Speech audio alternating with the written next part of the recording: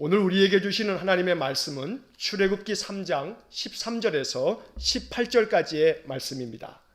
출애굽기 3장 13절에서 18절까지의 말씀을 제가 봉독하겠습니다. 모세가 하나님께 아뢰되 내가 이스라엘 자손에게 가서 이르기를 너희의 조상의 하나님이 나를 너희에게 보내셨다 하면 그들이 내게 묻기를 그의 이름이 무엇이냐 하리니 내가 무엇이라고 그들에게 말하리이까. 하나님이 모세에게 이르시되 나는 스스로 있는 자이니라. 또 이르시되 너는 이스라엘 자손에게 이같이 이르기를 스스로 있는 자가 나를 너희에게 보내셨다 하라. 하나님이 또 모세에게 이르시되 너는 이스라엘 자손에게 이같이 이르기를 너희 조상의 하나님 여호와 곧 아브라함의 하나님, 이삭의 하나님, 야곱의 하나님께서 나를 너희에게 보내셨다 하라. 이는 나의 영원한 이름이요 대대로 기억할 나의 칭언이라.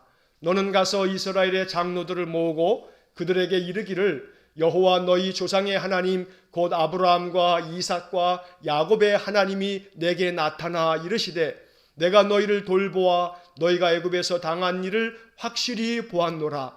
내가 말하였거니와 내가 너희를 애굽의 고난 중에서 인도하여 내어 젖과 꿀이 흐르는 땅 곧 가나안 족속, 헷 족속, 아모리 족속, 브리스 족속, 히위 족속, 여부스 족속의 땅으로 올라가게 하리라 하셨다 하면 그들이 내 말을 들으리니 너는 그들의 장로들과 함께 애굽 왕에게 이르기를 히브리 사람의 하나님 여호와께서 우리에게 임하셨은즉 우리가 우리 하나님 여호와께 제사를 드리려 하오니 사흘길쯤 광야로 가도록 허락하소서 하라. 아멘.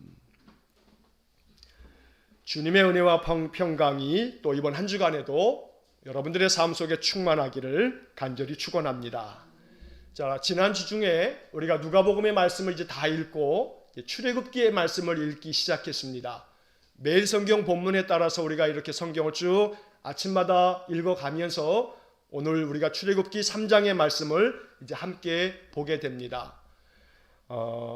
늘 아침마다 여러분 유튜브를 통해서 새벽 예배 아침 6시에 이렇게 참여해 주셔서 감사하고 또 그 시간에 참여 못하더라도 또 주중에 이렇게 또 그날 하루 일과 속에서 시간 되실 때마다 유튜브에 들어오셔서 여러분 예배 영상을 통해서 아침마다 이렇게 늘 진행되어지고 있는 우리의 말씀을 계속해서 이렇게 여러분들 또 말씀을 경청하셔서 주일날 말씀을 들을 때마다 한 주간의 말씀이 이렇게 쭉 진행되었구나 하면서 계속해서 주일 말씀이 연결되어지므로 말씀의 은혜가 더욱더 있어지기를 간절히 축원합니다. 자, 출애굽기의 말씀을 우리가 이제 시작하면서 이스라엘 백성들이 애굽에서 생활한 지가 400년입니다. 요셉과 또 야곱의 모든 가족들이 애굽에 내려와서 70여 명의 삶이 이제 400년 동안에 엄청나게 많은 한 민족을 이루게 됐습니다. 자, 바로 왕이 이 이스라엘 히브리 사람들이 큰 민족을 이루자 마음 가운데 위협을 느끼고 두려움 때문에 이스라엘 사람들을 압제하며 고통을 안겨다 줍니다. 그래서 그 고통으로 말미암아 이스라엘 사람들이 신음하게 되고 하나님께 부르짖게 됩니다. 하나님께서 이제 모세를 세우셔서 이스라엘 백성들을 출애굽하여 하나님이 약속하신 가나안 땅으로 그들을 인도하게 되는 이야기가 출애굽기의 이야기이죠. 자, 오늘 우리가 읽은 이 3장의 말씀에서는 하나님께서 어제 3장 1절서부터 12절까지의 말씀을 읽었는데 떨기나무 가운데서 하나님이 모세를 부르셔서 그를 만나십니다. 그리고 네가 가서 이스라엘 백성들을 이제 이곳에서 젖과 꿀이 흐르는 땅으로 인도해 내라고 하나님께서 모세에게 명령을 하십니다. 이렇게 하나님의 명을 받고 모세가 그냥 단박에 하나님 알겠습니다 라고 순종하면 참 좋겠습니다만 그렇지 못합니다. 400년 동안의 이스라엘 백성들은 하나님 없이 애굽에서 살았습니다. 모세에게 있어서도 그 안에 하나님이 얼마나 충만해 있는지 사실은 우리가 성경에서 확인할 길이 없습니다. 하나님께서 광야에 이 미디안 광야에 모세를 내보내셔서 40년 동안에 그를 연단시키시고 다듬으셨지만 하나님이 그 가운데 모세를 어떻게 만나셨는지 우리는 알 수 없습니다.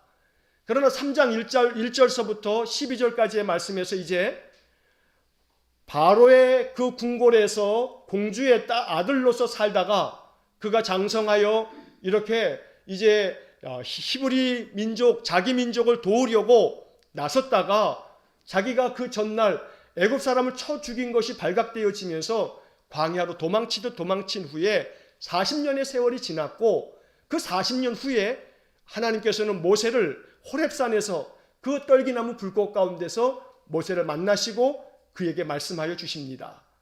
자, 오늘 이 본문의 이야기는 이렇게 하나님이 모세를 부르셔서 내가 너를 보내겠다. 이제 이 애굽의 바로에게 가서 내 백성 이스라엘을 이끌고 내가 약속한 너희 조상들하고 약속한 가나안 땅, 그 젖과 꿀이 흐르는 땅으로 이 백성들을 데려가라고 하나님 말씀하십니다. 자, 모세는 이 하나님 말씀 앞에서 단박에 순종하는 것이 아니고 내가 누구이기에, 내가 도대체 누구이기에 가서 그런 일을 하겠습니까? 라고 하나님께 되묻습니다. 하나님께서는 그에게 내가 반드시 너와 함께 있겠다 라고 말씀해 주시면서 모세의 마음에 용기를 불어넣어 주면서 사명을 다시금 북돋아 줍니다. 자, 그러면서 이제 13절의 말씀으로 이어지게 됩니다. 모세가 하나님께 묻습니다. 여러분 13절 말씀을 한번 보시기 바랍니다. 13절에 모세가 이렇게 하나님께 아뢰입니다. 내가 이스라엘 자손에게 가서 이르기를 너희의 조상의 하나님이 나를 너희에게 보내셨다 하면 그들이 내게 묻기를 그의 이름이 무엇이냐 하리니 내가 무엇이라고 그들에게 말하리이까. 하나님, 내가 우리 백성들한테 가서 하나님이 나를 보내셨다라고 말하면 그들이 분명히 나한테 물을 겁니다.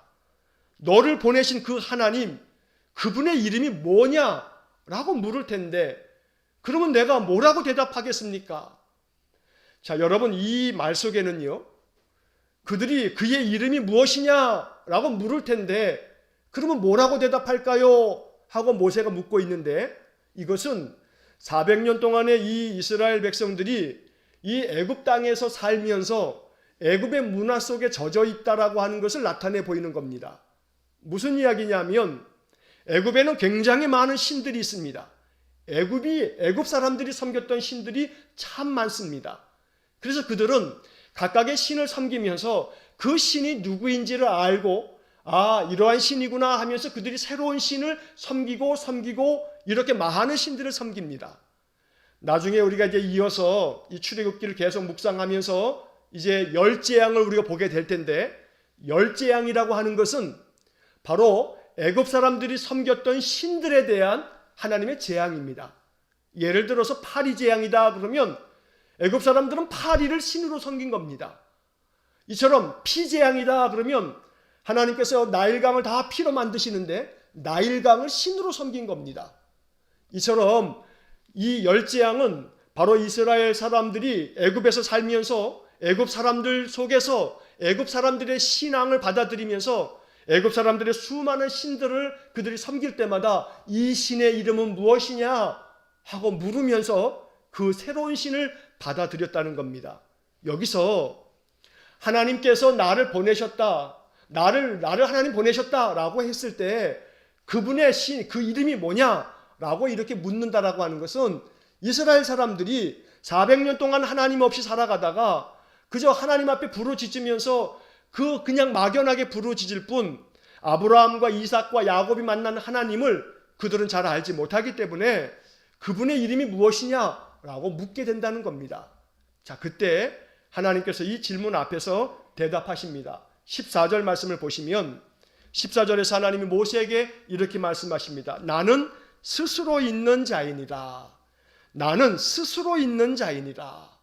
이게 하나님께서 모세에게 가르쳐 주신 하나님의 이름입니다. 여러분, 스스로 있는 자, 바로 이 말이 여호와라고 하는 말입니다. 우리가 하나님께서 모세의 질문 앞에서 그분의 이름을 뭐라고 하느냐라고 사람들이 물으면 내가 뭐라고 대답할까요? 나는 여호와다 이렇게 말씀하는 겁니다. 영어식으로 읽을 때는 여호와고요. 히브리인들이 말할 때는 히브리어 성경에는 야훼라고 되어져 있습니다. 자, 히브리어 성경에서는 하나님께서 나는 야훼다라고 이렇게 말하고 계십니다. 이 야훼를 영어를 사용하는 사람들은 여호와라고 번역을 했고, 우리가 이렇게 영어 성경을 한글로 번역을 하면서 여호와라고 하는 이름으로 지금 성경에 기록되어져 있는 겁니다. 하나님은 여호와이십니다. 여호와의 뜻은 뭐냐면 스스로 있는 자라고 하는 말입니다. 하나님께서 이렇게 자기 자신을 알려주신 겁니다. 하나님의 이름은 여호와입니다. 자, 그러면 여러분, 하나님이라고 하는 말은 무슨 말이냐면, 하나님이라고 하는 것은 히브리어 성경에서는 엘로힘이라고 하는 히브리어를 하나님으로 번역해 놓고 있습니다. 그러면 히브리어 성경에 원래 하나님이라고 번역되어져 있는 그 원래의 단어는 엘로힘. 이 엘로힘이라고 하는 말은 쉽게 번역을 하자면 이것은 전능하신 분, 이런 뜻입니다. 그래서 우리가 이 엘로힘이라고 하는 이 하나님, 가시라고 하는 것을 우리말로는 하나님이라고 번역했습니다. 왜냐하면 우리는 개신교는 하나님이라고 번역했고, 가톨릭은 뭐라고 번역했어요? 하느님이라고 번역했습니다. 가톨릭에 있어서는 하늘에 계신 상제, 하늘에 계신 가장 높은 분, 그래서 하늘님 해서 하느님이라고 부르는 거고, 우리는 오직 유일하신 하나님이시라 해서 유일신을 강조하기 위해서 우리는 하나님 이렇게 부르고 있는 겁니다. 그러나 하느님이 됐던 하나님이 됐던 이 이름들이 중요한 것이 아니고 그 이름의 뜻은 전능하신 분이다 라고 하는 것을 우리가 알아야 됩니다. 그리고 그 전능하신 분의 이름이 뭐냐면 여호와, 야훼라고 하는 이름이 그분의 이름입니다. 자, 이 야훼라고 하는 그 이름의 뜻이 뭐라고요? 스스로 있는 자라고 하는 말입니다. 자, 여기서 오늘은 잠시 조금 어려운 이야기 하나를 좀 하고 넘어가겠습니다. 스스로 있는 자라고 하는 이 말이 우리에게 어떤 의미가 있는가라고 하는 부분입니다. 여러분, 스스로 있는 자가 하나님의 이름입니다. 우리에게도 다 이름의 뜻이 있지 않습니까? 우리 동양권은 한자 문화권에 살아가는 우리들은 더더욱이나 한자의 그 뜻 글자를 가지고 이름을 지으면서 너는 이런 사람이 되라 하고 이름의 뜻을 붙여서 이름을 짓습니다. 자, 이름에는 뜻이 있는데 이스라엘 민족도 마찬가지입니다. 이름에는 각기 뜻이 있습니다. 야훼라고 하는 이름의 뜻은 지금 말씀드린 것처럼 스스로 있는 자라고 하는 뜻입니다. 이것은 하나님의 속성을 나타내기도 하고 하나님이 어떤 분이신지 하나님의 존재를 정확하게 알려주는 말씀이기도 합니다. 스스로 있는 자, 다시 말하면 누군가에 의해서 만들어진 분이 아니고 스스로 존재하시는 분, 이런 뜻입니다. 자, 이것을 조금 더 이제 어렵게 이야기하자면 저 고대 헬라 철학자들 중에 아리스토텔레스라고 하는 사람이 있습니다. 아마 여러분들 고등학교 때 윤리를 배우면서 뭐 플라톤, 아리스토텔레스 뭐 이런 이름들을 들어보셨을 겁니다. 소크라테스의 제자인 플라톤, 플라톤의 제자인 아리스토텔레스.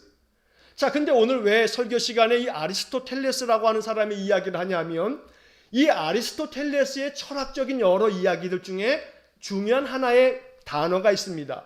그게 뭐냐면 제1원인, 제일 첫 번째 원인이라고 하는 뜻입니다. 이 제1원인이라고 하는 것을 아리스토텔레스는 자기의 철학에서 이야기를 합니다. 무슨 이야기냐면 모든 세상에 만들어져 있는 것들은 다 제각각 모든 존재하는 것들은 원인이 있다. 원인이. 여러분 쉽게 말하면 이 성경책도 그냥 저절로 스스로 있는 겁니까? 아니지요. 누군가가 만든 겁니다. 마찬가지로 세상에 존재하는 모든 것들은 누군가가 만들었기 때문에 존재하는 겁니다. 그러면 그것을 거슬러 올라가고 또 올라가고 또 올라가고 그것을 만든 존재는 뭔가? 그러면 또 그 존재는 또 누가 만들었나? 또 그 존재는 누가 만들었나? 그럼 그 존재는 또 누가 만들었나?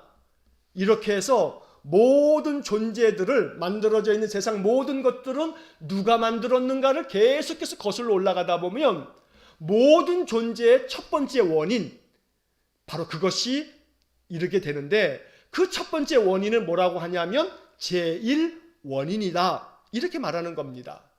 자, 이 아리스토텔레스가 말한 제1원인, 이것을 중세 철학자들이, 스콜라 철학자들, 중세 많은 철학자들은 이 아리스토텔레스가 얘기한 제1원인을 창조주 하나님을 이야기한 것이라 라고 받아들였습니다. 그래서 토마스 아퀴나스라고 하는 중세의 위대한 신학자가 있는데, 이 토마스 아퀴나스라고 하는 이 신학자가 신학대전이라고 하는 큰 책을 썼습니다. 그런데 그 중에 나오는 중에 하나가 바로 그 이야기입니다. 바로 아리스토텔레스가 얘기한 제1원인, 바로 그분이 하나님이시다. 하나님은 출애굽기의 말씀처럼 스스로 있는 자시기 때문에 이분으로부터 시작해서 모든 만물이 지어졌다. 이것이 성경의 이야기다. 이렇게 철학적으로 하나님을 설명해 준 것입니다. 자, 여러분, 과학 이야기를 한 가지 더 하겠습니다. 우리가 지금 살고 있는 이 시대의 과학은 세상 모든 만물이 창조되었다라고 말하지 않죠. 당연히 학교에서는 창조론을 배우지 않습니다. 그냥 기독교인들이 창조론을 이야기한다라고만 이야기할 뿐, 과학은 창조론을 믿지 않습니다. 그럼 과학은 어떻게 이야기하는가? 과학은 빅뱅, 우주 대폭발로 인해서 우주가 생성되었다, 이렇게 말합니다. 자, 그래서 고등학교 때 과학 시간에 그런 것들을 배웁니다. 자, 빅뱅이라고 하는 것은 지금으로 거슬러 올라가자면 138억 년 전쯤, 138억입니다. 자, 138억 년 전쯤에 우주의 한 공간에서, 한 점에서 대폭발이 벌어지게 되고, 그 폭발로 말미암아 불과 몇 시초 안에 엄청난 폭발로 우주가 팽창되어지면서 이 우주가 많은 천체들이, 이 세포들이 여러 가지 이야기합니다. 쿼크가 만들어지고 원자핵이 만들어지면서 수소와 헬륨 가스가 이 우주 대폭발 빅뱅으로 말미암아 우주 공간에 퍼지면서 이 수소와 헬륨 가스, 그러면서 쿼크와 또 중성자와 전자와 많은 것들이 이렇게 온 세월이 흘러가면서, 그래서 물질이 만들어지고, 그 물질이 이 긴 세월 동안에 만들어지고 진화되어서 오늘 우리 인간도 이렇게 만들어져 있다고 설명하는 겁니다. 자, 중간의 과정은 그렇다 칩시다. 그냥 다 접고 그냥 그렇다고 한번 치고 넘어가자고요. 전제는 과학자들이 이야기하는 138억 년 전쯤에 우주 대폭발이 있었다면 138억 년 전에는요. 자, 어느 한 지점에서 우주가 대폭발을 했다면 그 어느 한 지점은 어떻게 생겨났냐 이 말이에요. 그러니까 그것으로도 제1원인, 첫 번째 원인은 설명할 수가 없는 거예요. 현대 천체 물리학에서도 우주 대폭발 빅뱅이라고 하는 것이 138억 년 전에 시작되었다고 말하지만, 그러면 138억 년 전에는 이 질문에 대해서는 설명할 수가 없는 거예요. 설명을 못하고 있습니다. 자, 여기서 제가 말씀드리려고 하는 바는 이것입니다. 성경이 우리에게 답하기를 하나님은 스스로 있는 자다. 하나님께서 모든 것의 원인이 돼서 제1원인이다. 그래서 하나님으로부터 모든 것이 시작되었다. 하나님이 우리에게 이렇게 자신을 알려주고 있다는 겁니다. 자, 여기서 우리에게 중요한 것이 이런 철학적 이야기가 아니지요. 그래서 하나님이 어떤 분이신가라고 하는 것들을 철학적으로, 과학적으로 증명하는 것이 우리의 관심사가 아닙니다. 우리에게 중요한 것은 하나님이 스스로 있는 자라고 하는 것은 하나님은 누구의 도움이 필요 없으신 제1원인, 어렵게 이야기하면 하나님은 우리가 신앙 안에서 배우는 것은 하나님은 창조주시다. 그리고 그 창조주에 의해서 모든 것들이 피조 만들어졌다. 그래서 하나님이 스스로 있는 자라고 하는 이 이야기는 하나님은 모든 세상 만물의 절대 주권을 가지고 계신다. 이것을 이야기하는 겁니다. 자, 그리고 중요한 것은 모세가 하나님께 묻습니다. 사람들이 너를 보내신 분이 누구냐, 그분의 이름이 뭐냐라고 물은다면 그 이름을 뭐라고 말할까요? 했는데 하나님이 나는 야훼다 하고 당신의 이름을 알려주셨습니다. 이것이 중요한 겁니다.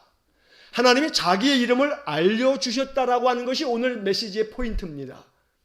하나님이 자기 자신을 스스로 있는 자라고, 모든 만물의 첫 번째 원인, 모든 만물을 창조하신 분, 모든 세상 만물, 우주 공간 모든 역사를 주관하시는 분, 바로 그런 전능하신 분이라고 알려주시면서 당신의 이름을 야훼, 여호와라고 알려주셨다는 겁니다.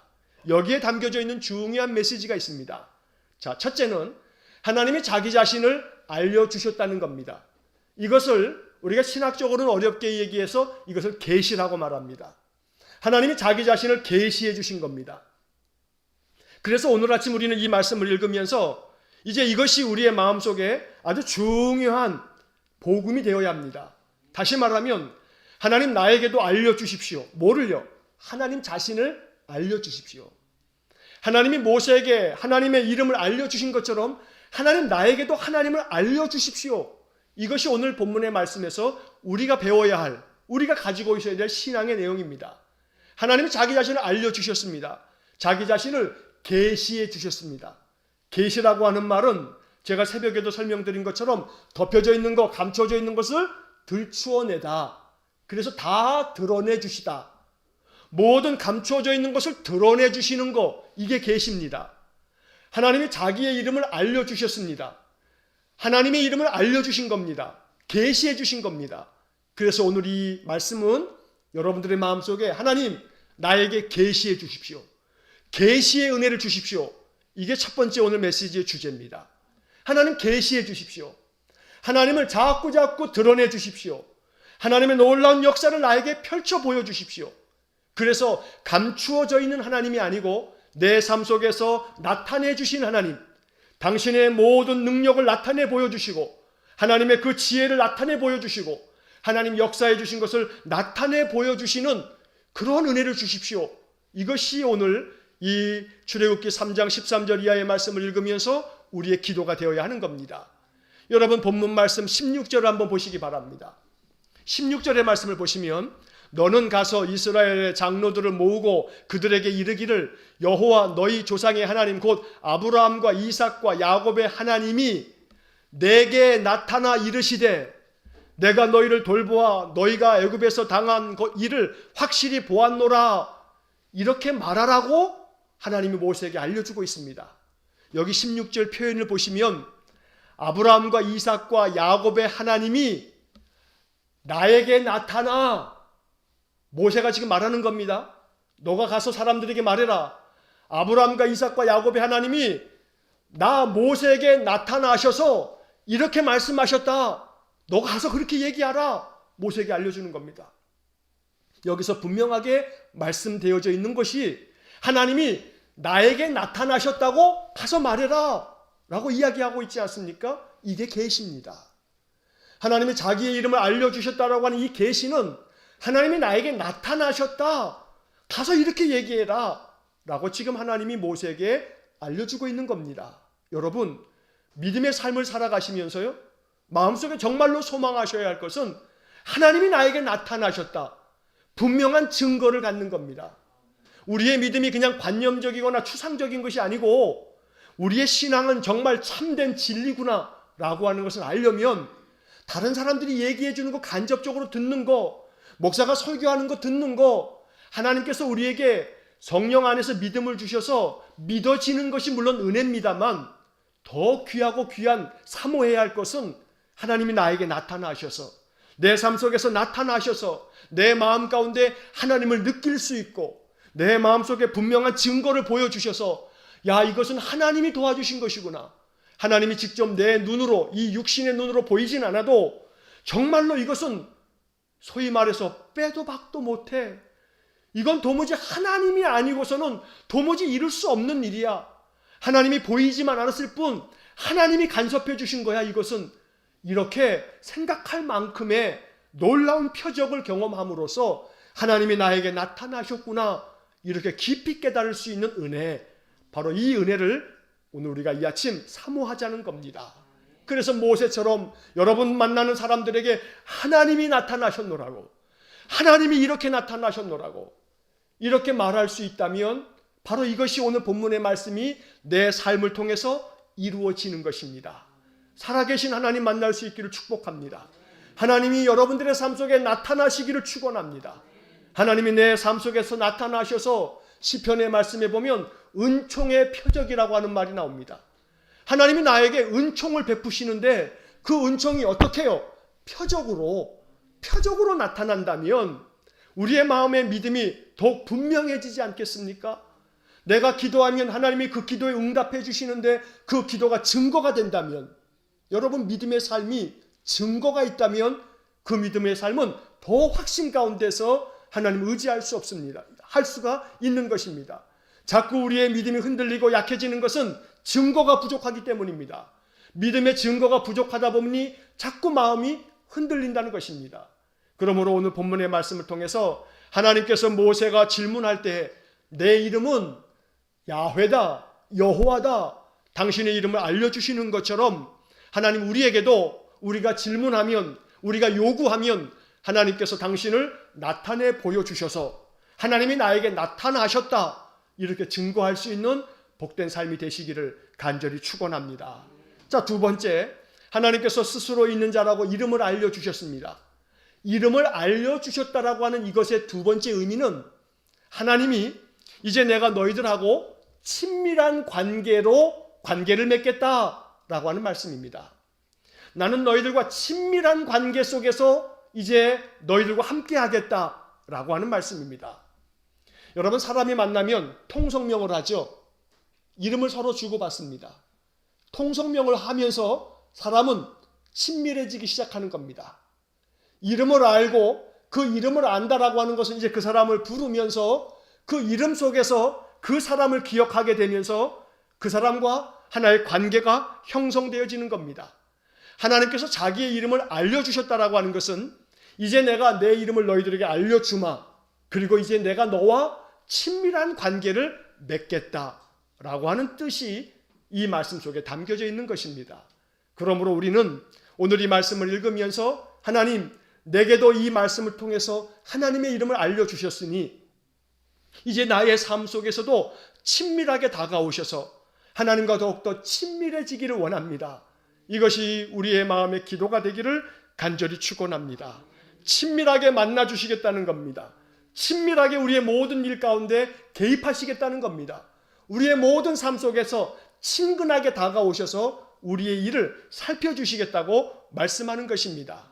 이름을 알지 못한다면 그 사람은 나와 별 관계가 없는 사람입니다. 그러나 내가 그 사람의 이름을 안다고 하는 것, 그 사람이 나의 이름을 안다라고 하는 것은 이것은 그 사람과 내가 각별한 관계 속에 있고 친밀한 관계이기 때문에 그 사람이 나의 삶 속에 관계해 줄 수 있다는 이야기를 말하고 있는 것입니다. 그래서 다시 한번 16절 말씀을 다시 한번 보시기 바랍니다. 하나님께서 모세에게 말씀하시면서 하나님이 내게 나타나 이르시되 16절 하반절에 내가 너희를 돌보아 너희가 애굽에서 당한 일을 확실히 보았노라. 17절 내가 말하였거니와 내가 너희를 애굽의 고난 중에서 인도하여 내어 젖과 꿀이 흐르는 땅, 17절 맨 마지막에 바로 그 땅으로 올라가게 하리라, 이렇게 말씀합니다. 이름을 알려주심으로 이제는 내가 너희들과 친밀한 관계가 되겠다. 또 친밀한 관계가 되어 있기 때문에 이제 내가 너희들을 돌보아 주고 너희들이 애굽에서 당한 확실한 일들을 내가 확실히 보았다. 그래서 이제는 내가 너희들을 애굽의 그 고난 중에서 인도해내겠다. 너희들에게 가나안 땅을 약속했는데 너희 조상들에게 약속한 그 땅으로 올라가게 하겠다 말씀하고 있는 것입니다. 인생의 삶에서 이 16절과 17절이 우리에게 복음이 될 수 있기를 축복합니다. 우리가 이 세상을 살아가는 동안에 세상의 삶에서 당하는 일들이 많습니다. 사람 때문에 참 힘들고 어려운 일을 당할 때가 많습니다. 그래서 막심한 피해를 볼 때도 있습니다. 여기 16절 맨 마지막에 너희가 애굽에서 당한 일을 확실히 보았노라. 너희들이 세상 속에서 당하는 일들을 내가 확실히 보았다. 내가 알고 있다 말씀하십니다. 그래서 이제는 내가 너희들을 그 애굽의 고난 중에서 인도해내겠다. 고난에서 인도해낼 뿐만 아니라 젖과 꿀이 흐르는 약속의 땅으로 너희들을 올라가게끔 만들어주겠다. 이렇게 약속하고 계시는 겁니다. 이 모든 것이 가능한 것은 하나님이 모세를 불러서 이제 내가 너와 친밀한 관계가 되고 너의 민족 히브리 민족과 친밀한 관계가 되어서 너희들에게 이러한 은혜를 주시겠다고 말씀하고 계시는 겁니다. 이제 오늘 설교를 정리하려고 합니다. 자, 오늘 말씀은 하나님께서 모세를 부르셔서 당신의 이름을 알려주신 이야기입니다. 나는 스스로 있는 자다 라고 주님이 알려주셨습니다. 스스로 있는 자다라고 하는 것을 알려주심으로 이 이야기가 담고 있는 두 가지 주제, 첫째, 하나님이 자기 자신을 알려주셨다. 계시를 말하는 겁니다. 하나님이 자기 자신을 나타내 주신 겁니다. 그리고 이름도 알려주신 겁니다. 하나님 내 삶 속에서 나타나 주십시오. 하나님을 알려주십시오. 하나님을 경험시켜 주십시오. 내가 하나님 알기 원합니다. 성경에서 안다라고 하는 이 단어는 경험을 통해서 내가 직접 아는 것을 말할 때 안다라고 하는 동사를 사용하는 것입니다. 우리가 하나님을 알기를 원합니다. 하나님이 우리에게 나타나실 때 우리가 알 수 있는데 하나님 내 삶 속에 나타나 주십시오. 하나님 자신을, 하나님의 놀라운 은혜와 역사를 나에게 나타내 보여주십시오. 그리고 이 말씀이 담고 있는 두 번째 뜻은 하나님이 이름을 알려주셨다. 하나님이 우리와 친밀한 관계를 원하신다는 것입니다. 내가 너와 친밀한 관계를 맺겠다. 그래서 내가 너의 모든 삶에 관여하겠다. 관계하겠다. 그래서 너의 모든 삶을 돌보아 줄 것이고 네가 세상 속에서 경험하고 당하고 있는 모든 일들을 내가 확실히 보고 너를 인도해 내겠다. 너에게 젖과 꿀이 흐르는 땅으로 올라가도록 은혜를 주겠다. 말씀하고 계시는 것입니다. 오늘 이러한 하나님이 우리의 삶 속에 임하기를 간절히 축원합니다. 18절 말씀 마지막으로 이 한 구절을 보고서 말씀을 마칩니다. 18절 말씀에 보게 되면 이런 말씀이 나옵니다. 그들이 내 말을 들으리니 너는 그들의 장로들과 함께 애굽 왕에게 이르기를 히브리 사람의 하나님 여호와께서 우리에게 임하셨은즉, 히브리 하나님 여호와께서 우리에게 임하셨은즉, 바로 이것이 하나님께서 모세에게 알려주고 있는 복음입니다. 하나님이 우리의 삶 속에 임하는 것, 임하셔서 하나님을 계시해 주시는 것, 하나님을 나타내 주시는 것, 그래서 우리의 삶 속에서 하나님을 경험하는 것, 은총의 표적을 경험하는 것, 하나님 살아계시는구나, 정말로 내 생활 속에서 체험하는 것, 그래서 하나님과 더 친밀한 관계 속으로 들어가 하나님과 더 친밀한 삶을 살아가는 것, 그래서 날마다 하나님의 임재하심을 느끼면서 살아가는 것, 이것이 이 아침 우리에게 주시는 하나님의 약속입니다.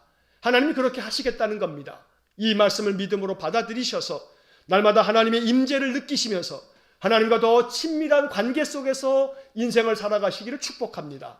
하나님께서 나타나셔서 하나님을 증거해 보이심으로 날마다 하나님을 더 깊이 아는 은혜의 삶을 살아가시기를 주의 이름으로 간절히 축원합니다. 기도하겠습니다. 사랑이 많으신 아버지 하나님, 모세를 호렙산으로 부르시고 그에게 당신을 나타내시면서 하나님의 이름이 무엇입니까? 물을 때 나는 스스로 있는 자다. 나는 야훼 여호와다. 하나님 스스로 그 이름을 알려주심으로 오늘 우리가 이 말씀 앞에서 큰 은혜를 받습니다.